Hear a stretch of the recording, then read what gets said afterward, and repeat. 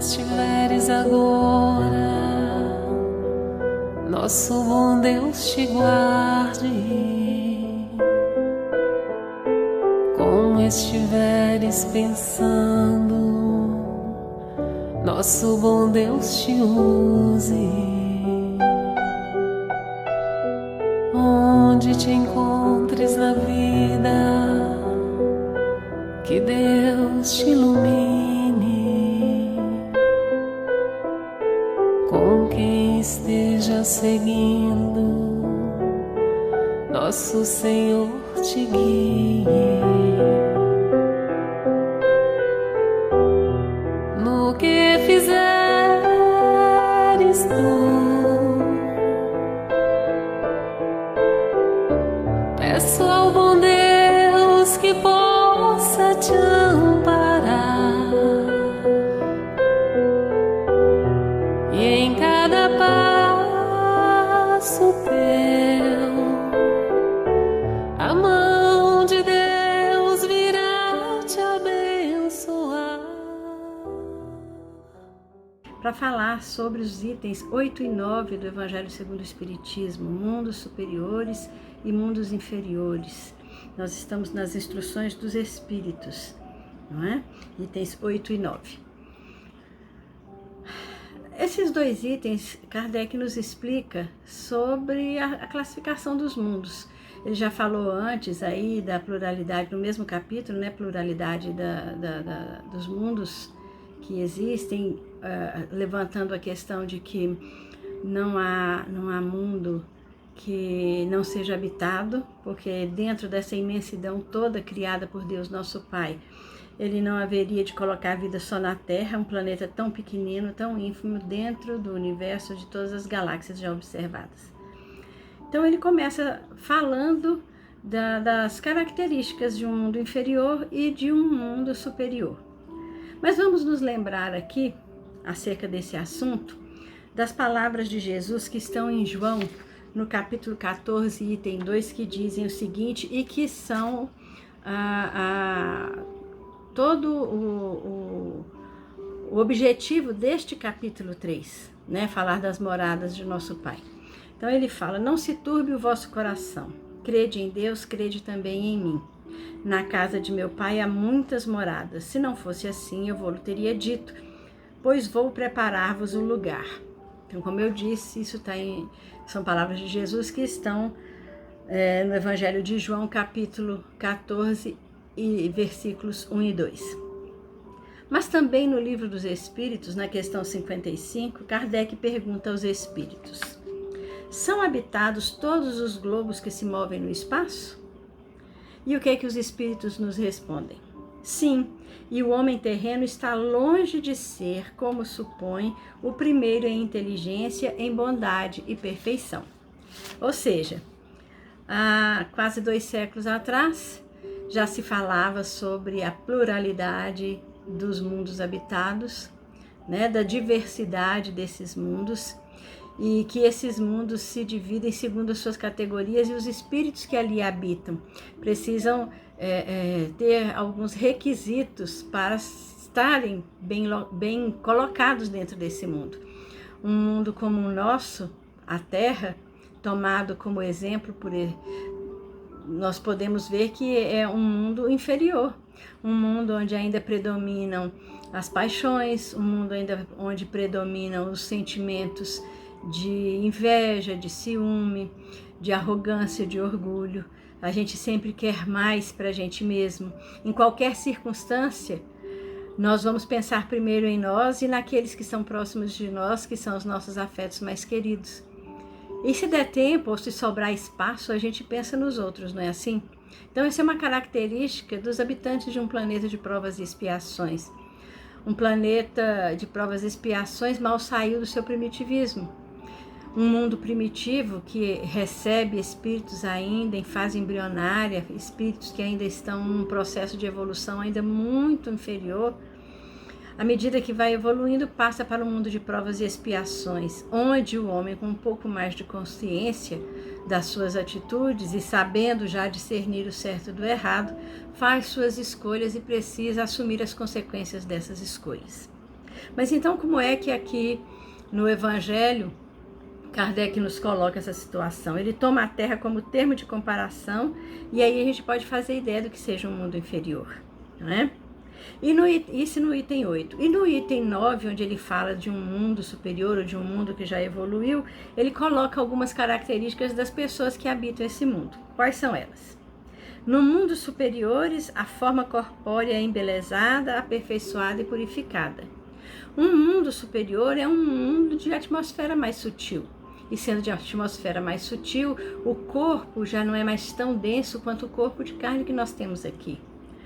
Os princípios científicos, a formação, os átomos, os conceitos que nós já conhecemos dentro da biologia e da física não vão mudar. Exatamente porque não vão mudar, é que essas características são inerentes a este mundo já evoluído, não é? Então, voltando, ele fala que a forma corpórea é embelezada, aperfeiçoada e purificada. Por quê? Porque já caminhou muitas etapas, já espiou, já provou muita coisa, não é? Já resgatou muitos débitos e agora precisa usufruir dessas conquistas que fez no seu caminho evolutivo.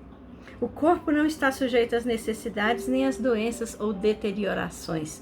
Por quê? Porque este mundo sendo sutil também, esses milhões de bactérias que existem nesses mundos inferiores já não estão mais nesses mundos que evoluíram.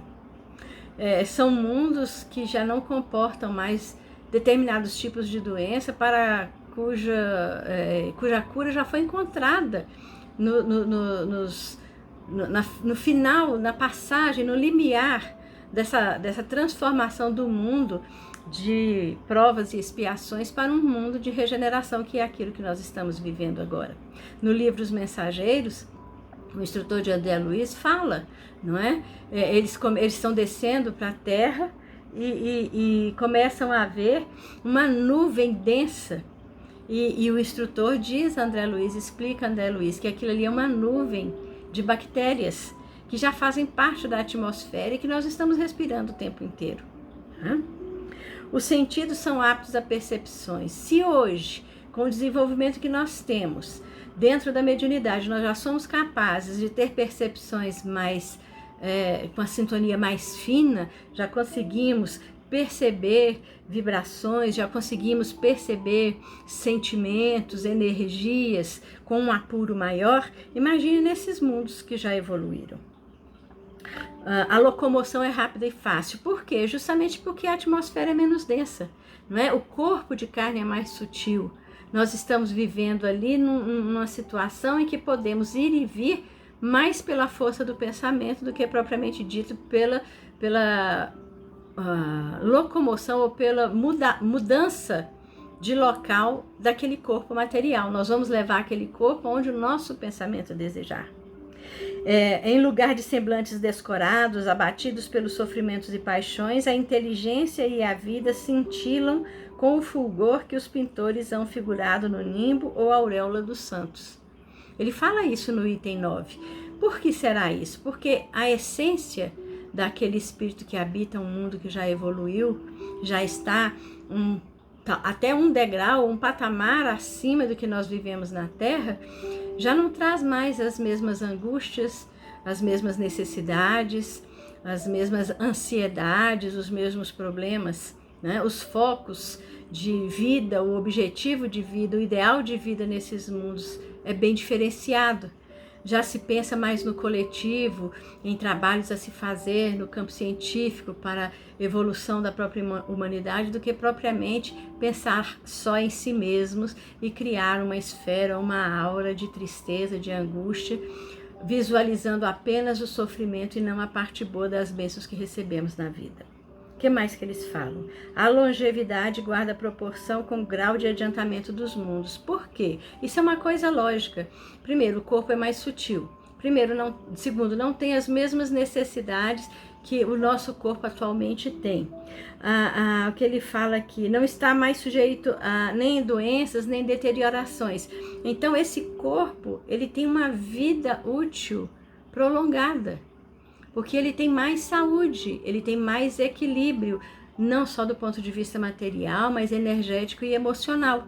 Então, os nossos sentimentos, os nossos pensamentos não criam mais doenças, não criam mais esquizofrenias, problemas mentais, desequilíbrios, que nos levam muitas vezes a retornar ao plano espiritual antes do desejado ou antes do planejado, justamente porque não cuidamos da nossa saúde física e mental.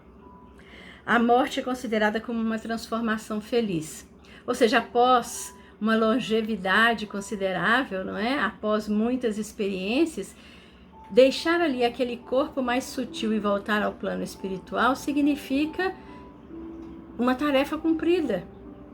Não significa uma separação que causa dor por causa do apego que nós ainda vivemos aqui no mundo inferior. Não é esse apego, esses sentimentos que nós temos. Porque nós já sabemos que podemos ir aonde quisermos ir, os nossos sentimentos nos acompanham, os nossos afetos vão continuar pensando em nós, gostando de nós, e aquelas particularidades das nossas relações interpessoais aqui da Terra já não existem com tanta força como existe aqui.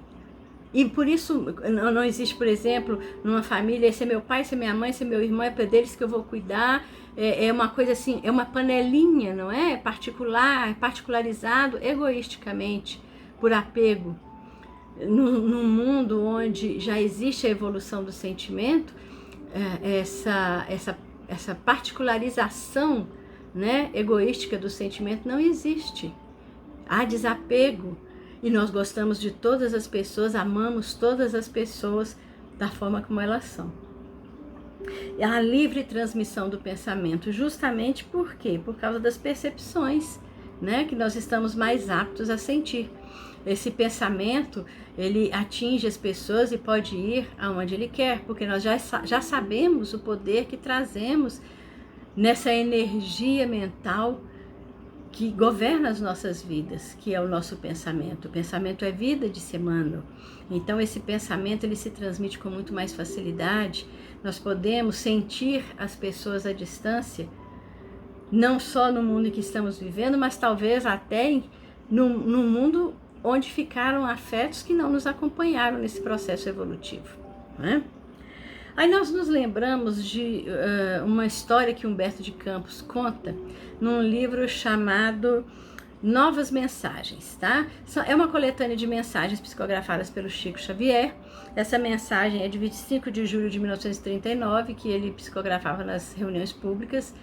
E ele nos conta uma experiência muito curiosa que ele teve. Que ele começa falando de viagem, do viajante que foi aqui, que foi ali, que descreveu o processo todo da viagem, porque hoje a gente entra no avião, sai de um lugar, entra para outro, a gente não sabe o que acontece nesse trajeto. Então, nessa viagem, ele foi vendo e conhecendo coisas que ele sequer imaginou na sua vida de encarnado aqui na Terra. Como ele já tinha algum conhecimento, um desenvolvimento maior, ele foi levado numa caravana para conhecer o planeta Marte. Como viviam as pessoas que estavam ali, é o nosso planeta vizinho, não é? Se nós contarmos do Sol, da proximidade do Sol para cá, nós temos Mercúrio, que é o mais próximo do Sol, depois Vênus, Terra, que é o terceiro, e em seguida Marte. E nós achamos sempre, e é classificado inclusive na mitologia, que Marte é um planeta que simboliza a guerra, né? Daqui, se é possível enxergar através do telescópio, nós o vemos com vermelho, é chamado de planeta vermelho.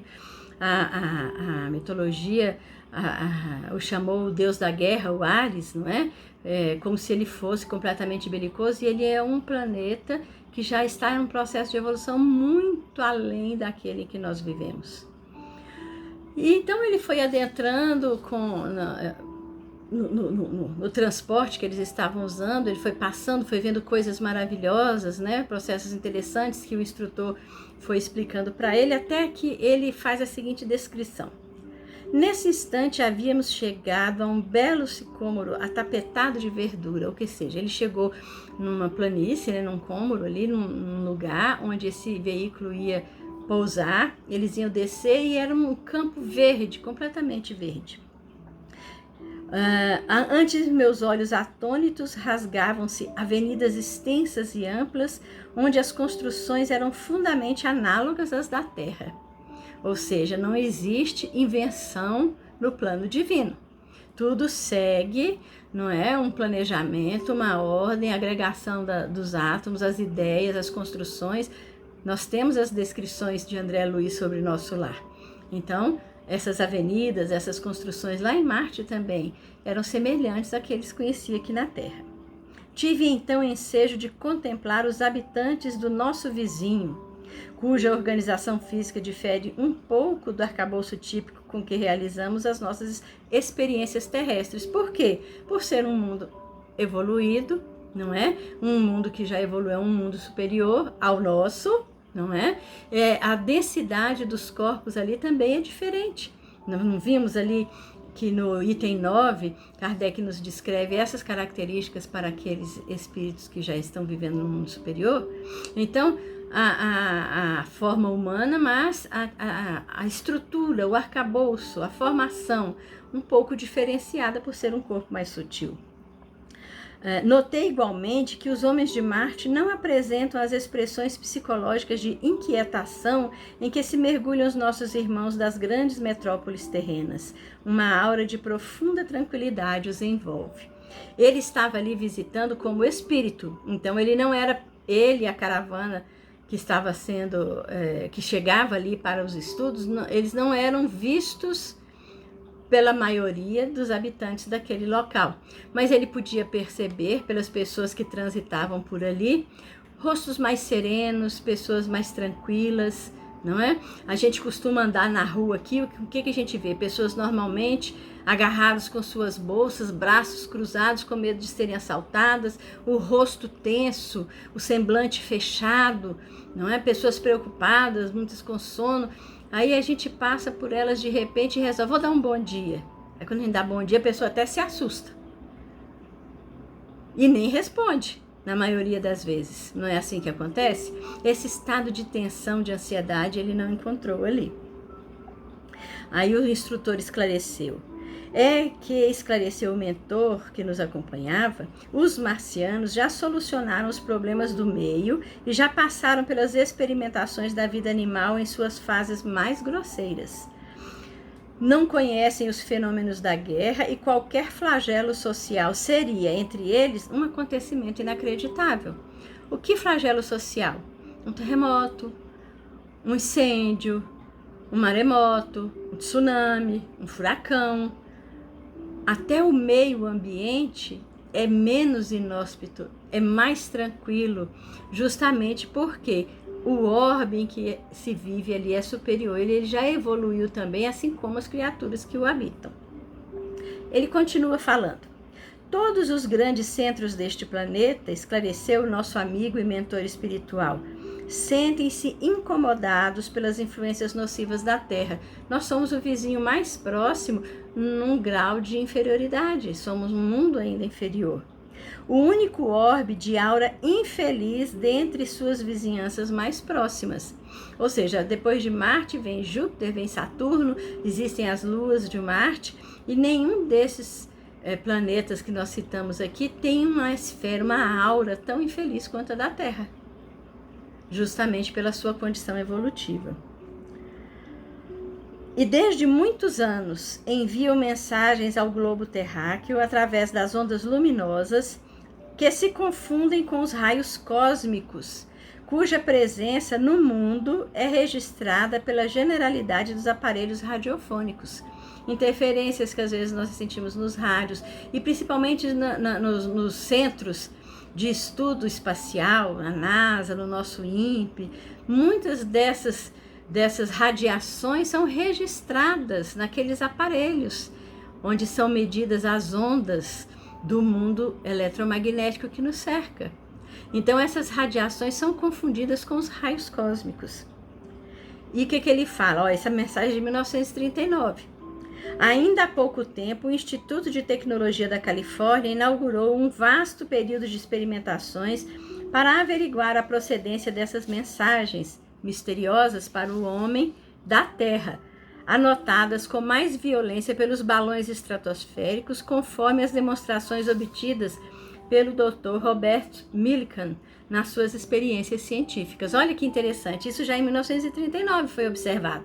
E os estudos apontaram justamente para essas ondas, essas radiações, como provenientes de outros planetas, não é? Então eles continuam estudando pelo seu ceticismo, ainda não acreditam que exista vida em outros planetas, porque ainda não viram, né?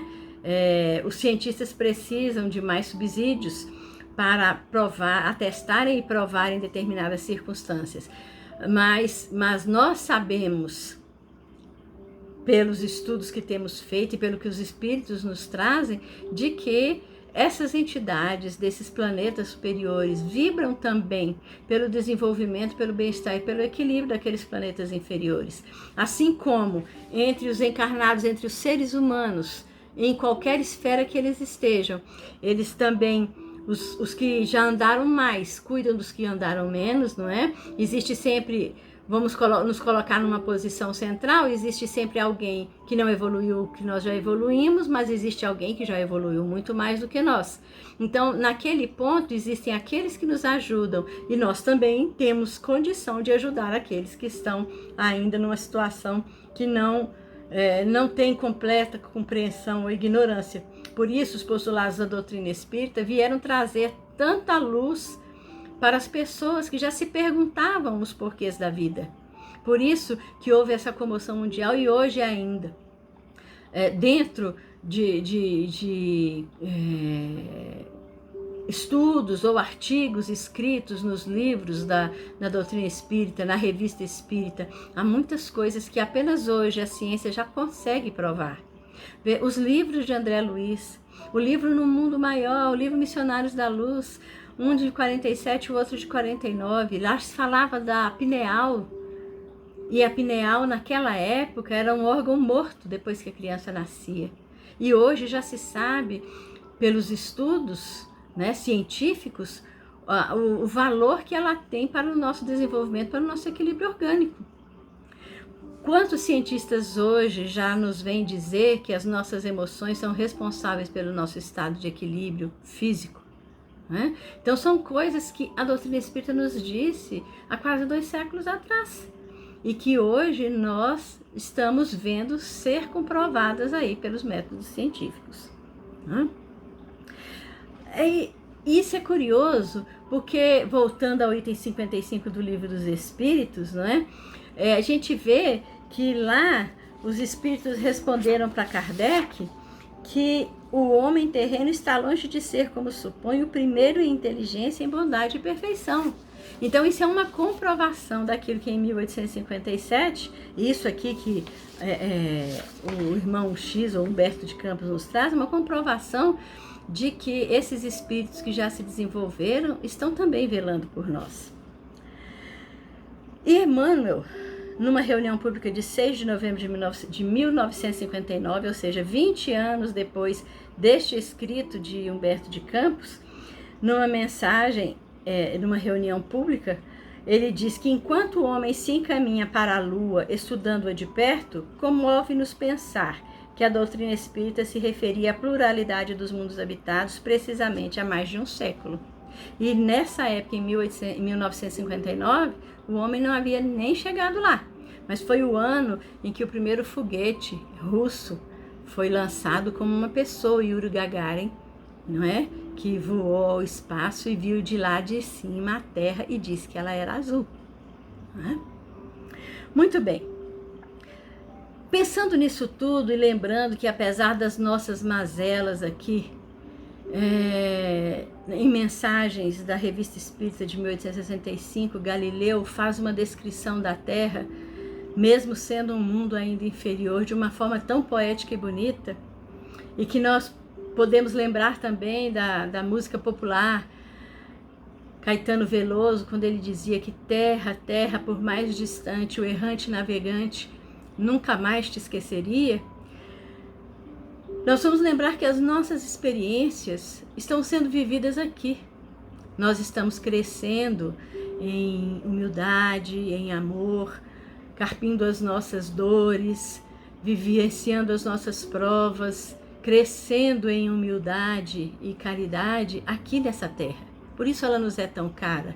E é por isso que nós precisamos estar atentos para o seu crescimento, para colaborarmos com esse desenvolvimento, esse processo de evolução desse mundo que nos é tão caro, que se nos tem nos servido de casa transitória durante tantos séculos, abrigando as nossas recalcitrâncias, abrigando os nossos erros, abrigando a nossa invigilância, não é? Abrigando a nossa rebeldia e nos recebendo de volta, abrigando até o nosso descaso com as coisas que a terra nos oferece para a nossa sobrevivência. Galileu, nessas mensagens, na Gênesis, existe um capítulo chamado Estudos Uranográficos.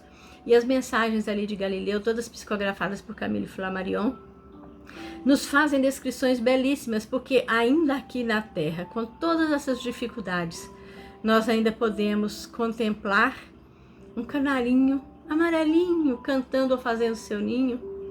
Nós podemos contemplar uma gota de orvalho numa pétala de rosa.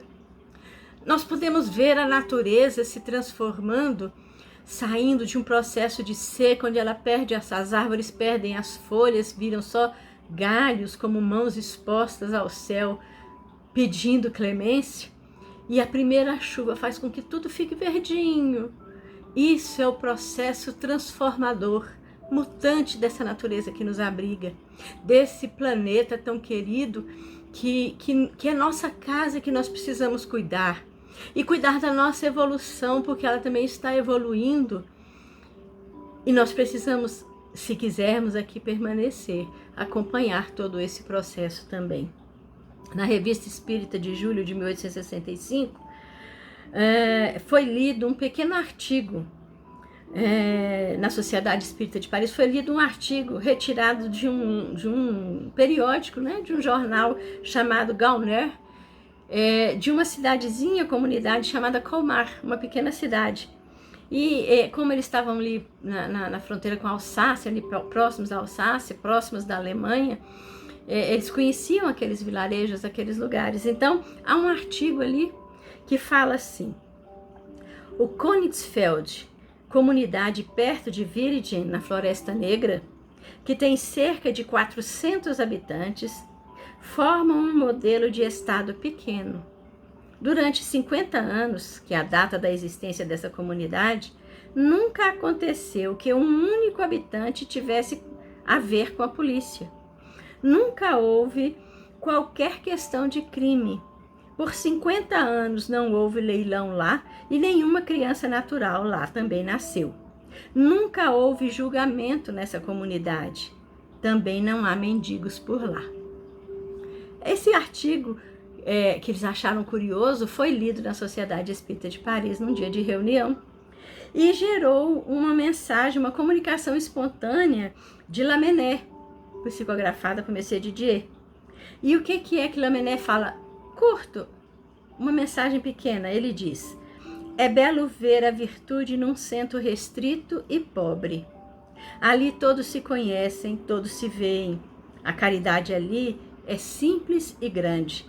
Não é o mais expressivo exemplo da solidariedade universal essa pequena comunidade? Não é, em miniatura, o que um dia será o resultado da verdadeira caridade, quando esta for praticada por todos os homens? Tudo se resume nisso, espíritas: a caridade, a tolerância. Entre vós, a não ser o socorro ao infortúnio, que é exequível, as relações inteligentes, isentas de inveja, de ciúme e de dureza, o são sempre. É interessante a gente ver que num mundo inferior, e há 200 anos atrás praticamente, existiam comunidades que viviam assim. E existem, só que nós não conhecemos ou não ouvimos falar, comunidades que ainda vivem assim. Pequenas sociedades, até pequenos países, onde exprima-se, não é, pela pessoa e não pela coisa. Onde se procura desenvolver a criatura humana nos seus sentimentos melhores. E não simplesmente um desenvolvimento tecnológico sem amor e sem caridade que leva aos suicídios em massa, que leva às doenças depressivas. São pessoas que vivem naquele completo sentimento que deve habitar o coração do homem nesse processo evolutivo. Numa mensagem de Joana de Ângeles, através da psicografia de Divaldo Franco, ela diz que vive-se na Terra o momento da grande transição de mundo de provas e expiações para mundo de regeneração. Essas alterações que se observam, que são necessárias, elas não dizem respeito apenas à parte material, que está muito desenvolvida. A tecnologia nos trouxe muito progresso, as grandes calamidades também trouxeram muito desenvolvimento, porque o homem sofreu e aprendeu que o caminho tinha que ser outro. Mas, neste momento, as mudanças a que se referem os espíritos são as mudanças de comportamento para melhor, alterando os hábitos viciosos a fim de que se instalem os paradigmas da justiça, do dever, da ordem e do amor. Nos sermões proféticos, em Marcos, por exemplo, quando ele fala, tem várias passagens onde ele fala dos sermões proféticos ditos por Jesus, onde ele fala dos falsos profetas, das calamidades, dos problemas, das dificuldades. Ele também disse: não se turbe o vosso coração, há muitas moradas na casa do meu Pai. Se assim não fosse, eu já vos teria dito. Eu irei para o meu Pai e vos enviarei o Consolador prometido. E nós estamos vivendo em plena era do Consolador prometido. Tudo isso para quê? Para fomentar esse desenvolvimento, para criar as condições para que nós nos desenvolvamos e vivamos em paz. Para que aquele mundo inferior, que a Terra foi um dia, ou com aqueles resquícios que ainda estão nela, se desenvolvam para melhor, para que nós possamos realmente instalar e instaurar o reino da regeneração aqui, onde os nossos corações vão pensar no amor, na caridade, onde, como nessa pequena comunidade de Kongsfeld, não vai acontecer que o único habitante tenha a ver com a polícia, nem vai existir polícia. Não haverá qualquer questão de crime, ninguém vai querer tomar contas com agressividade com ninguém. Todos os entendimentos serão feitos na base do amor. Nesses 50 anos daquela comunidade não houve leilão. Leilão por quê? Uma asta pública por quê?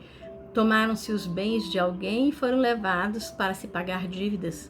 Porque havia ali solidariedade e todas as pessoas podiam viver em paz sem desejar mais do que aquilo que precisavam. E o pouco supérfluo que pudesse existir ali em alguém mais empreendedor era dividido em forma de trabalho e oportunidade para os que viviam ali, porque lá não existiam mendigos. E quando ele fala que lá nenhuma criança natural nasceu, não havia a figura da mãe solteira, aquela mãe que precisa criar seu filho sozinho, aquela mãe que é abandonada, ou simplesmente a criança sem pai nem mãe que fica abandonada numa creche, num orfanato, porque todas as famílias ali são unidas e solidárias. Emmanuel nos diz ainda, numa mensagem chamada Ante os Mundos Superiores, que está no livro Justiça Divina, que atualmente, apesar das magnificências que laureiam a civilização em todos os continentes, não podemos aliar-nos do preço que essa promoção está cobrando de nós. E nesse momento, especificamente em que nós estamos vivendo, onde nós vivemos um ano passado conturbado, com medo de uma guerra aqui, uma guerra ali, os espíritos nos alertando que essa guerra não pode acontecer, que aí entra em ação uma bomba silenciosa que freia a belicosidade do ser humano, como esse vírus, e faz com que as pessoas tenham que se voltar umas para as outras, porque aí não vai haver dinheiro, remédio, profissional de saúde que consiga conter essa moléstia insidiosa, porque ela se propaga silenciosa e anonimamente. Então as pessoas precisam se preocupar mais umas com as outras, apesar de terem que ficar em suas casas fechadas, mas preocupadas umas com as outras, justamente para não contaminar seus irmãos, principalmente aqueles que já estão com mais idade ou que têm doenças ou comorbidades.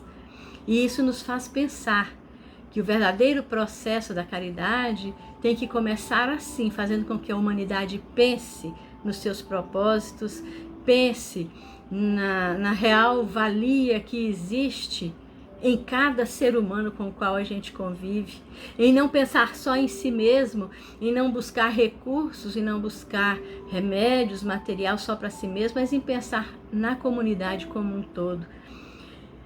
Outra situação que nós vivemos e que ainda continua acontecendo são os grandes êxodos das cidades que estão em guerra.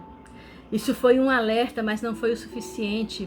Pessoas tiveram que sair de suas casas, deixar suas famílias, deixar sua vida confortável muitas vezes, pessoas que estudaram, pessoas que tinham muitas vezes projeção social, deixar tudo,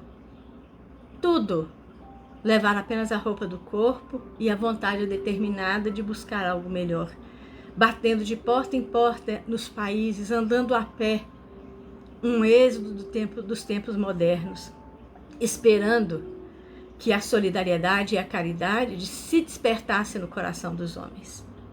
E ainda não foi suficiente.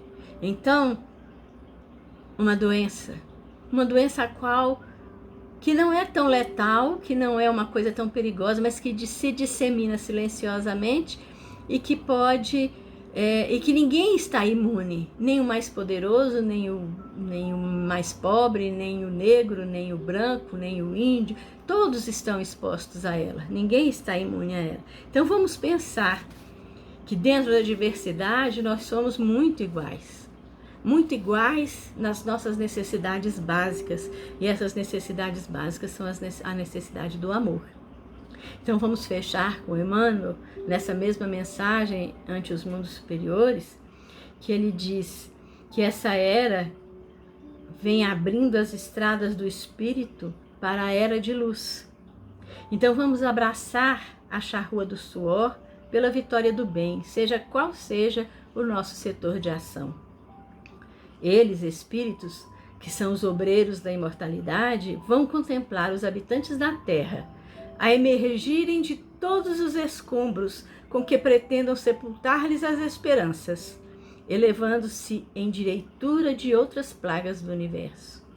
E enquanto nos empenhamos cada vez mais em largas dívidas para com a ciência que nos rasga horizontes e traça caminhos novos, vivamos na retidão de consciência, fiéis ao Cristo, no serviço incessante de burilamento da alma, na certeza de que, se a glorificação chega por fora, a verdadeira felicidade é obra de dentro. Que Deus nos abençoe, que nos ilumine e que a nossa semana seja de muita luz e muita paz.